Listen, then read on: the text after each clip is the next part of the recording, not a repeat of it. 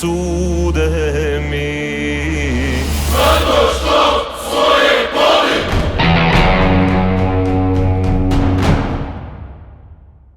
Dragi prijatelji, vrijeme je iznošenja izbornih programa i obećanja i kao što vidite, neki imaju po nekoliko stotina stranica, jako puno točaka i sve skupa se pretvorilo u natjecanje u laganju i u onoj disciplini što nas košta opet obećati.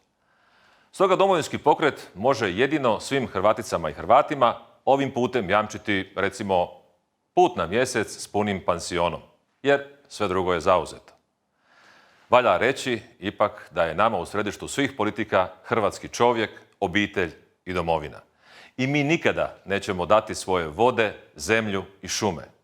Stoga, prvo, zato što svoje volimo, nećemo lagati, varati i krasti.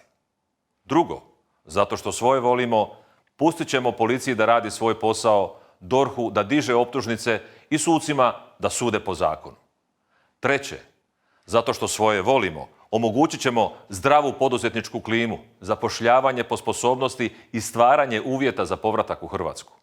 Četvrto, zato što svoje volimo, nećemo dopustiti zlostavljanje ugroženih skupina, vladanje državom putem žetončića i pogodovanje etnobiznismenima.